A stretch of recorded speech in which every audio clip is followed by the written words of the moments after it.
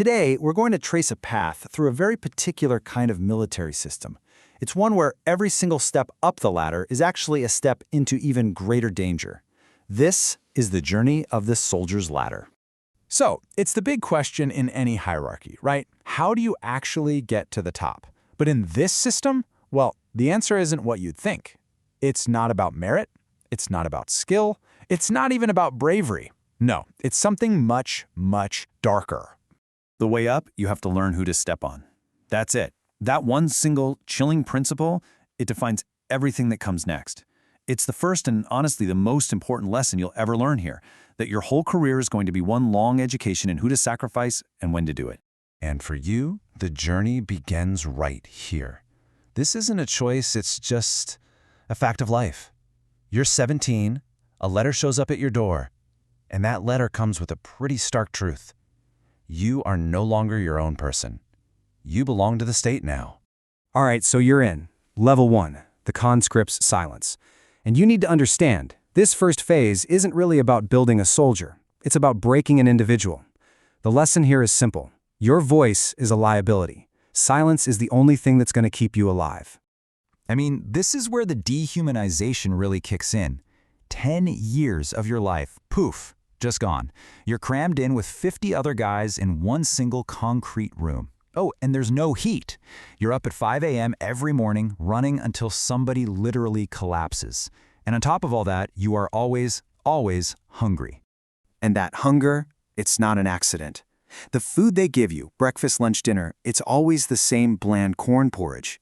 See, this isn't just about feeding you. It's about control. It's designed to make sure you are never satisfied, never full. You just exist in this constant state of wanting something more. And it just grinds you down day after day after day. This is how the system really keeps you in line. You learn about something called collective punishment. So let's say some rations go missing. They don't even bother trying to find the one guy who did it. Nope, they just punish everyone. Kneeling in the snow for hours, no shirt. What does that do? It makes the group turn on itself. Suddenly, your survival depends on every single other person being perfectly compliant. And then the lesson becomes very, very real. One night, the guy in the bunk next to you, he just whispers, "This isn't right." That's it. That's all he says. The next morning, his bed is empty. There's no investigation, no trial, nothing. He's just gone. And right there, without anyone saying a word, you learn the most important rule of all. Do not question, do not speak. Okay, so you've made it through that. Welcome to Level 2, the border's choice. You've mastered being silent, but now they put you on the border, and here you're forced to act. And your survival? It all comes down to making the right choice in a split second. And here's the choice they give you. You can fire first. Kill someone whose only crime is that they're trying to get to freedom. You do that, you get rewarded. Or you can hesitate, even for a second. If you do that, you become the suspect. And in this system, let me tell you, suspects don't tend to disappear by themselves.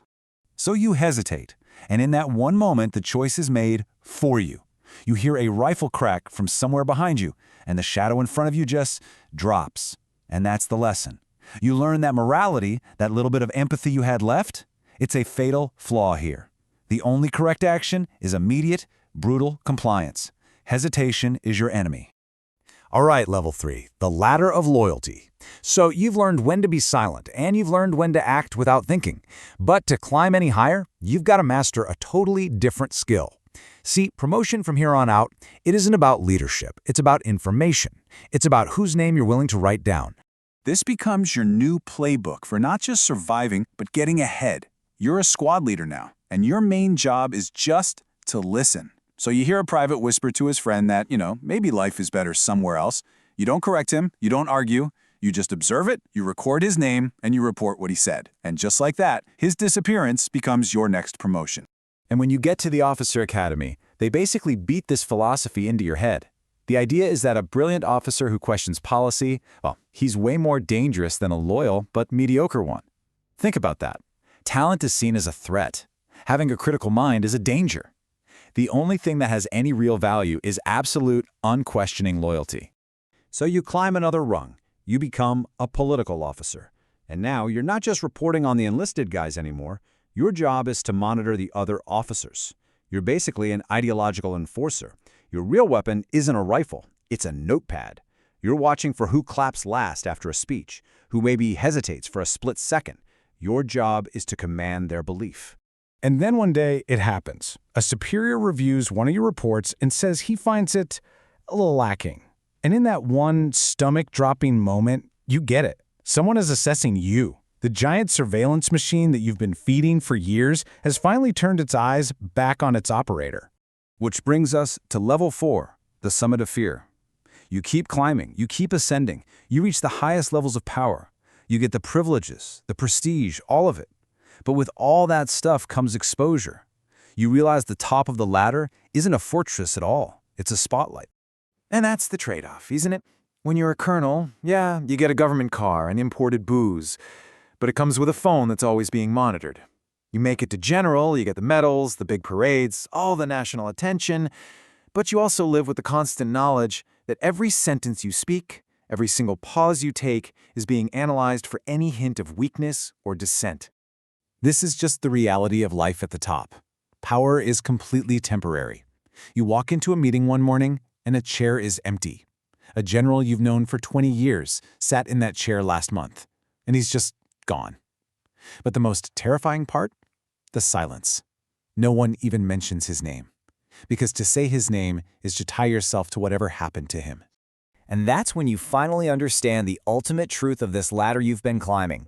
Every promotion, every step up, just removes another layer of insulation between you and the top.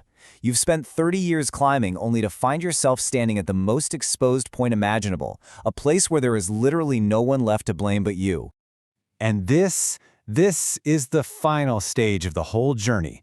This is the point where all the rules you thought you learned get thrown out the window, and the true purpose of the ladder is finally and brutally revealed. Here it is, the last and maybe the most important lesson you'll ever learn. A big missile test fails, and it fails publicly. The real problem isn't that the missile malfunctioned. The problem is that the world saw it fail.